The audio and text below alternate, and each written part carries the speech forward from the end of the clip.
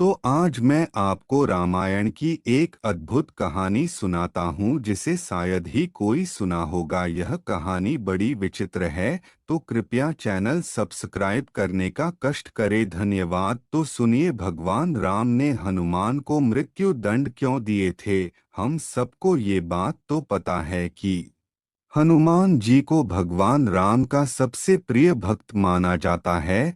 हनुमान जी भगवान राम से बहुत प्रेम करते थे। जब श्री राम अयोध्या के राजा बने तब हनुमान जी दिन रात उनकी सेवा में लगे रहते। एक दिन की बात है, श्री राम जी के दरबार में एक सभा चल रही थी। उस सभा में सभी वरिष्ठ गुरु और देवतागण मौजूद थे। चर्चा का विषय था कि राम ज्यादा शक्तिशाली हैं या राम का नाम। सब लोग राम को अधिक शक्तिशाली बता रहे थे और नारद मुनि का कहना था कि राम नाम में ज्यादा ताकत है। नारद मुनि की बात कोई सुन ही नहीं रहा था। हनुमान जी इस चर्चा के दौरान चुपचाप बैठे हुए थे। जब सभा खत्म हुई तो नारद मुनि ने हनुमान जी से कहा कि ऋषि विश्वामित्र को छोड़कर वो सब ऋषि मुनियों को नमस्कार करें। हनुमान जी ने पूछा, ऋषि विश्वामित्र को नमस्कार क्यों न करूं? नारद मुनि ने जवाब दिया, वो पहले राजा हुआ करते थे, इसलिए उन्हें ऋषियों में मत गिनो। नारद जी कहने पर हनुमान जी ने ऐसा ही किया। हनुमान जी सबको नमस्कार कर चुके थे और उन्होंने विश्वामित्र को नमस्कार नहीं किया। इस बात पर ऋषि विश्वामित्र क्रोधित हो गए और उन्होंने राम से कहा कि इस गलती के लिए हनुमान को मौत की सजा दें। श्री राम अपने गुरु विश्वामित्र का आदेश नहीं टाल सकते थे, इसलिए उन्होंने हनुमान को मारने का निश्चय कर लिया। हनुमान जी ने नारद मुनि से इस संकट का समाधान पूछा। नारद ने कहा, आप बेफिक्र होकर राम नाम का जाप करना शुरू करें। हनुमान जी ने ऐसा ही किया। वो आराम से बैठकर राम नाम का जाप करने लगे। श्री राम ने उन पर अपना धनुष बाण तान दिया। साधारण तीर हनुमान जी का बाल भी बांका न कर सके। जब हनुमान जी पर श्री राम के तीरों का कोई असर नहीं हुआ तो उन्होंने ब्रह्मांड के सबसे शक्तिशाली शस्त्र ब्रह्मास्त्र का उपयोग किया। लेकिन राम नाम जपते हुए हनुमान पर ब्रह्मास्त्र का भी कोई प्रभाव नहीं पड़ा। बात को बढ़ता देख नारद मुनि ने ऋषि विश्वामित्र से हनुमान जी को क्षमा करने को कहा। तब जाकर विश्वामित्र ने हनुमान जी को क्षमा किया। तो अब आपको एक और रोचक भरी कहानी सुनाता हूँ। क्या आपको पता है भगवान राम की बहन शांता की कहानी? तो आज मैं सुनाता हूँ, तो सुनिए। अयोध्या के राजा दशरथ की 3 पत्नियों और उनसे होने वाले 4 पुत्रों राम, लक्ष्मण, भरत और शत्रुघ्न के बारे में सभी जानते हैं।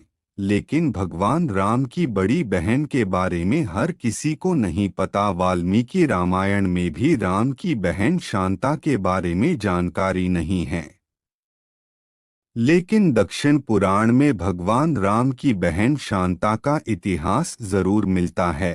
भगवान राम की बहन शांता का सच यह है कि शांता राम की बड़ी बहन और माता कौशल्या की बेटी थी। वह बहुत ही सुंदर और हर कार्य में निपुण थी। शास्त्र से लेकर पाक कला तक में एकदम पारंगत। वहीं रानी कौशल्या की बहन थी रानी वर्षिणी, जिनका विवाह अंगदेश के राजा रोमपद के साथ हुआ था। दुर्भाग्य की बात यह थी कि किन्हीं कारणों उनकी कोई भी संतान न हो सकी। एक दिन वर्षिणी राजा रोमपद के साथ कौशल्या से मिलने अयोध्या आई। जब सभी एक साथ बैठकर भोजन कर रहे थे, तभी वर्षिणी ने दशरथ की पुत्री शांता की शालीनता और कार्यकुशलता से मोहित होकर अपनी एक इच्छा प्रकट की। वर्षिणी ने कहा, वैसे तो मेरी कोई भी संतान नहीं है, लेकिन मेरी इच्छा है कि शांता की तरह ही मेरी भी एक पुत्री हो। वर्षिणी की इस बात पर राजा दशरथ उन्हें शांता को गोद देने का वचन दे देते हैं।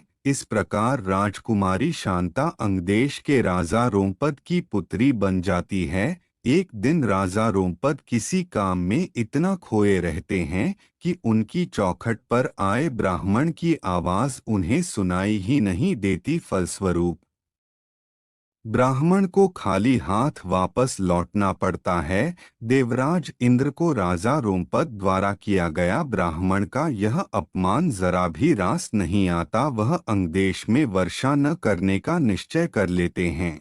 ऐसे में बिना वर्षा अंगदेश में सूखा पड़ जाता है। इस वजह से अकाल की स्थिति पैदा हो जाती है। इस समस्या से उबरने के लिए राजा रोमपद ऋषि शृंग के पास जाते हैं और उनसे इस समस्या का उपाय पूछते हैं।